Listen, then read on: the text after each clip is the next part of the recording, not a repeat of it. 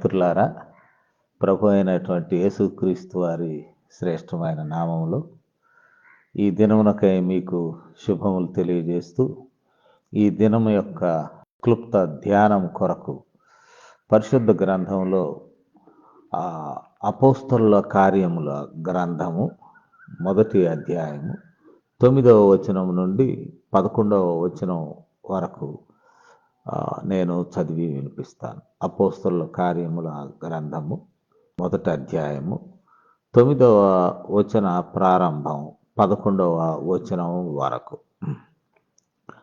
ఈ మాటలు చెప్పి వారు చూచుచుండగా ఆయన ఆరోహణమాయన. అప్పుడు వారి కనులకు కనబడకుండా ఒక మేఘము ఆయనను కొనిపోయాను.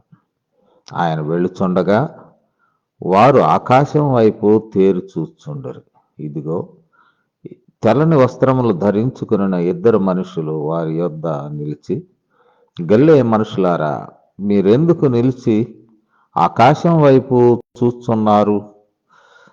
మీ యొద్ద నుండి పరలోకమునకు చేర్చుకొనబడిన ఈ యేసే ఏ రీతిగా పరలోకమునకు వెళ్ళుట మీరు చూచితిరో, ఆ రీతిగానే ఆయన తిరిగి వచ్చునని వారితో చెప్పి. ప్రార్థన చేస్తాను. కృపగలిగిన తండ్రి, మాతో మాట్లాడండి. మా ఆత్మలకు మీరే శక్తిని ప్రసాదించండి. ఈ దిన జీవితాన్ని దీవెనకరంగా మార్చమని క్రీస్తు వారి నామంలో ఈ విన్నపాలను వేడుకొంచున్నాం తండ్రి. ఆమేన్. ప్రియ మిత్రులారా, చదవబడినటువంటి వాక్య భాగంలో 11వ వచనం, ప్రత్యేకంగా అపోస్తలుల కార్యముల గ్రంథం 1వ అధ్యాయం 11వ వచనం వరకు మనం చూసినట్లయితే, యేసు ప్రభు వారి పునర ఆగమనం గురించి అక్కడ తెలుపబడుతూ ఉన్నది. నేటి దినమున విశ్వాస సమాజం అంతా కూడా ప్రభు యొక్క రాకడ గురించి మాట్లాడుకుంటూ ఉన్నాం. ఈ విషయాలను మనము కొంచెం గమనించినట్లయితే, యేసు ప్రభు వారి యొక్క ఆరోహణం, అంటే ఇది అవరోహణం అనే అనము. సదా మనుషులతోనే ఉన్నాడు, యుగ సమాప్తి వరకు నేను మీతోనే ఉంటానన్నాడు. అంటే యేసు ప్రభు వారు శరీరంతో ఉంటే ఆయన ఉండేటువంటి స్థలము, సమయము ఒక పర్టికులర్గా మనం డిఫైన్ చేయవచ్చు. కానీ యేసు ప్రభు వారు మహిమ శరీరము, హీ ఈజ్ ఇన్ గ్లోరీ. కావున ఆయన సర్వంతర్యామి, తండ్రికి ఏ లక్షణములు ఉన్నావో కుమారుడైన యేసుక్రీస్తు పరిశుద్ధాత్ముడు సర్వంతర్యామి అని చెప్పవచ్చు. వారు అన్ని చోట్ల ఉన్నారు. కానీ పరిశుద్ధాత్మ దేవుడు ప్రస్తుతం మనతో ఉన్నాడు. సరే, యేసు ప్రభువారు ఆరోహణమై వెళుచు ఉన్న సమయాన్ని శిష్యులు చూశారు, అపోస్తలులు చూశారు. తమ కన్నులతో వారు చూడడం మనం గమనిస్తాం. అంతేకాదు, వారు చూడడమే కాకుండా వారి హృదయాలు సంతోషంతో కూడా నిండిపోయినట్లు లూకా సువార్త 24వ అధ్యాయం 52వ వచనాన్ని నేను చదివి వినిపిస్తాను. 24:52వ వచనం. వారు ఆయనకు నమస్కారం చేసి మహా ఆనందంతో యెరూషలేమునకు తిరిగి వెళ్ళి, మహా ఆనందంతో అంటే యేసు ప్రభువారు ఆరోహణమై తండ్రి వద్దకు వెళ్ళినప్పుడు మరి శిష్యులు దానిని కన్నులారా చూచిన వారై మహా ఆనందము వారి హృదయాల్లో చోటు చేసుకున్నది. ద ఈవెంట్ ఆఫ్ అసెన్షన్, ఆరోహణం అవడం వారు చూశారు. అయితే వారు అట్లాగే ఆకాశం వైపు తేరి చూస్తూ ఉన్నప్పుడు తెల్లని వస్త్రములు కలిగినటువంటి, ఇక్కడ అంటాడు 11వ వచనంలో, తెల్లని వస్త్రములు ధరించుకున్న 2 మనుషులు. ఇక్కడ సింబాలిక్గా కూడా ఈ సంఘటనను మనం చూడాలి. తెల్లని వస్త్రములు, తెల్లని వస్త్రములు ఎప్పుడూ కూడా విజయమునకు గుర్తు. అంటే యేసు ప్రభు వారు తండ్రి వద్దకు చేర్చబడుట కూడా విజయమే. అక్కడి నుండే వచ్చాడు కాబట్టి తండ్రి యొద్ద నుండి వచ్చినవాడు తిరిగి తండ్రి యొద్దకు చేరుకున్నాడు. మరణాన్ని జయించాడు. ఆయన వచ్చిన పనిని నెరవేర్చాడు. ఇవన్నీ తెల్లని వస్త్రముల యొక్క విజయాన్ని మనం లెక్క వేసుకోవచ్చు. ఇద్దరు మనుషులు అంటే విట్నెస్. ధర్మశాస్త్రం ప్రకారం కూడా ఏదైనా ఒక విషయాన్ని స్థాపించాలి అని అంటే, if you want to establish A fact are truth, ఇద్దరు సాక్షులు అవసరమై ఉన్నారు. ఇక్కడ కూడా సింబాలిక్గా ఇద్దరు మనుషులు కనపడుతూ ఉన్నారు.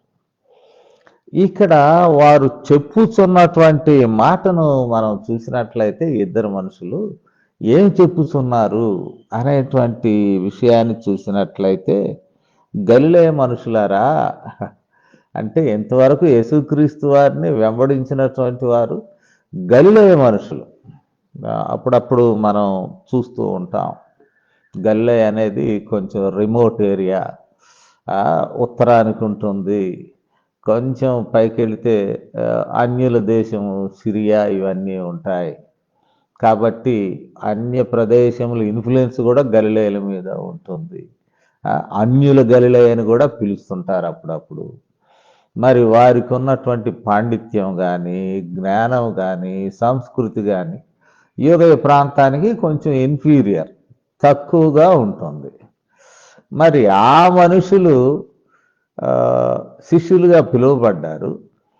ఈ సమయంలో చాలా ప్రాముఖ్యమైనటువంటి ఆరోహణం, తండ్రి యొద్దకు యేసు ప్రభువారు ఎక్కిపోవడం లేక కొనిపోవడం, అక్కడ చేర్చుకోవడం, తండ్రి చేర్చుకోవడం, ఈ పదాలు ప్రత్యేకంగా మనకు కనపడతాయి. ఈ విషయాలను గలిలయ మనుషులు చూశారు. గలిలయ మనుషులకి ఇది విదితం. ఈవెన్ టుడే మనం ఈ సంస్కృతి అర్బన్ కల్చర్కు మనం ఆశపడుతూ ఉంటాం. కానీ చాలా ప్రముఖులైనటువంటి వారు రూరల్ కల్చర్ నుండి కూడా వచ్చారు. గ్రామీణ ప్రాంతము, వెనుకబడిన ప్రాంతంలో నుండి ప్రముఖులైనటువంటి వారు కూడా వస్తున్నట్లు అనేక గొప్పవారి యొక్క బయోగ్రఫీస్ చెప్తూ ఉంటాయి. సరే, ఏది ఏమైనా యేసు ప్రభు వారు కూడా గలిలయుడుగా పిలువబడ్డాడు. శిష్యులు గలిలయులు. సరే, ఆయన లోకరక్షకుడు, శరీరంతో మాత్రం గలిలయలో ఉన్నాడు, కానీ సమస్తం మరి తండ్రిది, ఆ తండ్రి కుమారు. సరే, అదే అటువైపు పెడదాం. ఈ గలిలయ మనుషులు అనే మాట చాలా కీలకమైనటువంటి. గలిలయ మనుషులు గ్రేటర్ రెవల్యూషన్ యూ హ్యాడ్, గొప్ప ప్రత్యక్షత మీకు కనపడ్డది. ఆయన ఆరోహణం అవడం మీరు చూశారు. అంతే కాదు, కానీ ఒక దినం వస్తూ ఉన్నది, ఆ దినమందు ఆయన తిరిగి వస్తాడు అనేటువంటి మాట. ఇక్కడ చెప్పబడిన విషయాన్ని మనం గమనించినట్లయితే అంటాడు, మీ యొద్ద నుండి పరలోకమునకు చేర్చుకొనబడిన ఈ యేసు ఏ రీతిగా పరలోకమునకు వెళ్ళుట మీరు చూచితిరో, ఆ రీతిగానే ఆయన తిరిగి వచ్చునని వారితో చెప్పిరి. ఆ రీతిగానే ఆయన తిరిగి వచ్చును. సో మనం ఎదురు చూస్తున్నాం, యేసు ప్రభువారు రావాలి, వస్తాడు అనేటువంటి విషయాన్ని మనం చూస్తున్నాం. మనం చూస్తూ ఉంటుండగా ఈ యేసు ప్రభువారు తిరిగి రావడాన్ని మనం ఎదురు చూస్తూ ఉంటుండగా అంటాడు, ఏ పద్ధతిలో, ఇన్ విచ్ ప్రాసెస్ ఆయన కొనుక్కోబడినో, పరలోకంలో చేర్చుకోబడినో, అక్కడ ఆ రీతిగానే పరలోకములో కూడా ఆయన మరలా తండ్రి ఆజ్ఞ మేరకు పంపబడతాడు. పంపబడినప్పుడు ఆ రీతిగానే వస్తాడు. ఇప్పుడు అనేకమైన ప్రశ్నలు కూడా వస్తుంటాయి, ఎప్పుడు వస్తాడు? కొందరు బైబిల్ పండితులు అనేవారు లేక ప్రవక్తలు అనేవారు ద డిఫైన్ సెకండ్ మిలీనియం వచ్చేస్తాడండి, ఫలానా సంవత్సరం వస్తాడండి, ఫలానా కొండ మీదకి వస్తాడండి. ఇది మన పని కాదేమో. ఒకసారి యేసు ప్రభువారి మాటలను మనము గమనించినట్లయితే ఆయన అంటాడు, ఆ సమయం మీకు తెలియదు, అది తండ్రి ఇష్టము, ఆయన ఇష్టమైనప్పుడే ఈ కార్యం జరుగుతుంది. మరొక సందర్భంలో అంటాడు, దొంగవలే వస్తాను అని అంటాడు. సమయాలు కాలాలు మీకు సంబంధించినవి కాదు అని అంటాడు. కావున యేసు ప్రభు వారు వచ్చేటువంటి సమయాన్ని గురించి మనం మాట్లాడుకోవడం అనవసరమైన విషయం. వస్తాడు, బీ ప్రిపేర్డ్, సిద్ధంగా ఉండండి. అన్ని వేళల్లో సిద్ధంగా ఉండండి అంటే పెట్టేవేడ సర్దుకుని కాదు సుమా. సిద్ధంగా ఉండండి అంటే మీ హృదయాలను పవిత్రంగా ఉంచుకోనండి. ఎప్పటికప్పుడు దేవుని వాక్యం ద్వారా హెచ్చరింపబడుచు మీ హృదయాలను సరిచేసుకొనుచు ఆమోదయోగ్యముగా మరి ప్రభు వచ్చినప్పుడు నీతిమంతులముగా కనబడటకు గాను మన జీవితాలను జాగ్రత్త చేసుకోవడం. నీతిమంతులముగా మనకై మన యొక్క ప్రయాస వలన ఇది జరగలేదు, కానీ దేవుని యొక్క మహాకృప చొప్పున ఆయన కుమారుడైన యేసుక్రీస్తు వారు శిలువ మీద తన ప్రాణమును పెట్టి ఆయన దెబ్బలు తిని రక్తం కార్చి ఆ శిక్షను ఆయన భరించుట ద్వారా మనకు క్షమాపణ, మరియు మనం నీతిమంతులుగా మార్చబడుతున్నాం. కాబట్టి నీతిమత్వం మనది కాదు, ఆయనదే. అలాంటి నీతిని మనం కాపాడుకొనొచ్చు. నీతి ఆయన మనకు అనుగ్రహించి ఉండగా ఆ నీతిని మెయింటైనింగ్ దట్ రైచియస్నెస్, ఆ రక్షణను కాపాడుకుంటూ ఎప్పుడు వచ్చినా పర్వాలేదు అనే రీతిగా ఉండవలసి ఉన్నది. చివరిగా ఒక మాట నేను చెప్తాను. మరి ఆ దినమున అపోస్తలులు మాత్రమే ఆరోహణమవుతున్నటువంటి యేసుక్రీస్తు వారిని చూశారు. మరి రాబో సమయంలో వెన్ హీస్ కమింగ్ బ్యాక్, తిరిగి ఎప్పుడు రానై ఉన్నాడో అప్పటి సంఘటనలు ప్రకటన గ్రంథకర్త మనకు వ్రాసి తెలియజేస్తాడు. ఒకసారి ప్రకటన గ్రంథము 1వ అధ్యాయాన్నే మనం చూద్దాం. యోహాను వ్రాసిన ప్రకటన గ్రంథము 1వ అధ్యాయము 7వ వచనాన్ని మనం గమనించినట్లయితే, ఇదిగో ఆయన మేఘారూఢుడై వచ్చెను. అంటే వెళ్ళేటప్పుడు కూడా అదే రీతిగా వెళ్ళాడు కదా. ఒక మేఘం ఆయనను కొనిపోయాను అంటాడు అపోస్తల కార్యంలో లూకా వ్రాస్తూ. అట్లాగే యోహాను రాసిన ప్రకటన గ్రంథంలో అంటాడు, ఇదిగో ఆయన మేఘారూఢుడై వచ్చుచున్నాడు. ఏ రీతిగా వెళ్ళినో ఆ రీతిగా వచ్చుచున్నాడు. అయితే ఇక్కడ ఉన్నటువంటి ప్రత్యేకత ఏంటంటే, ప్రతి నేత్రము ఆయనను చూచును, ఆయనను పొడిచిన వారును చూచెదరు. భూజనులందరూ ఆయనను చూచి రొమ్ము కొట్టుగొందురు. అవును, ఆమెన్. అంటే తిరిగి వచ్చినప్పుడు ఆ లిమిటెడ్ గలిలయ మనుషులు మాత్రమే కాదు, తిరిగి వచ్చినప్పుడు ఎవరు చూస్తారు అని అంటాడు, ప్రతి నేత్రం. అంటే లోకంలో ఉన్నటువంటి ప్రతి వారు చూస్తారు, ఇంక్లూడింగ్ ఆయన పొడిచిన వారు, ఇబ్బంది పెట్టిన వారు, అప్పగించిన వారు, ద్రోహం చేసినటువంటి వారు, వారందరూ మరి ఆయనను వ్యతిరేకించినటువంటి వారు, భూజనులందరూ ఆయనను చూచి రొమ్ము కొట్టుకొందురు అని చెప్తూ, అవును, ఆమేన్, అవును, అది జరుగును గాక. ప్రియమిత్రులారా, మరి ఈ దినం మనం ధ్యానం చేసుకుంటున్నాం. ప్రభు వస్తాడు. వెళ్ళినప్పుడు చూశారు, వచ్చినప్పుడు మనమందరం చూస్తాం. ఈవెన్ ఫ్రమ్ ఇండియా, భారతదేశాన్ని చూస్తాం, అమెరికా నుండి చూస్తారు, కెనడా నుండి చూస్తారు, లేకపోతే ఆఫ్రికన్ ప్రజలు చూస్తారు, ఆస్ట్రేలియా, అంటే భూజనం మొత్తం అరౌండ్ ద గ్లోబ్, భూగోళం అంతటి పైన ఉన్న ప్రజలందరూ ఆయన రావడాన్ని చూస్తారు.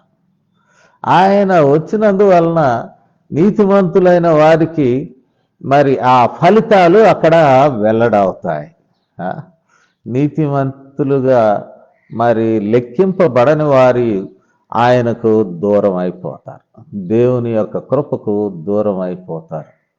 దేవుని యొక్క కృపను పొందడానికి మనం అందరం ఆయత్తపడి, ఒకటి ప్రభు అయిన యేసుక్రీస్తు వారిని మనం ప్రభువుగా ఒప్పుకొని రక్షింపబడి ఆయన రక్తములో కడుగుబడి విడుదల పొంది ఆ రక్షణ భాగ్యాన్ని నాటి దినం వరకు, ఆ దినం వరకు, అంటే రాబో దినం వరకు, ఆ మహారాకడ కొరకు మనము కాపాడుకొనుచు ఎదురు చూచు మరి ఆయన అప్పగించిన పనిని, అంటే లోకమంతటా సువార్త ప్రకటించడం అనే పని ఉన్నది. ఆ పనిలో వేగవంతముగా ముందుకు సాగడానికి దేవుడు తన కృపను మనకు కనపరచును గాక. ఆమేన్. ప్రార్థన చేస్తాను. కృప కలిగిన తండ్రి, మమ్మల్ని దర్శించండి. మీరిచ్చిన మాటలు మా హృదయంలో ఫలింప చేయమని, ఈ దినమును ఆశీర్వదించమని క్రీస్తు వారి నామంలో విన్నపాలను వేడుకొంచున్నాము తండ్రి. ఆమేన్. తండ్రి, కుమార పరిశుద్ధాత్మ త్రియేక దేవుని దీవెనలు మనకందరికి ఇప్పుడును సదాకాలం అనుగ్రహింపబడును గాక. ఆమేన్.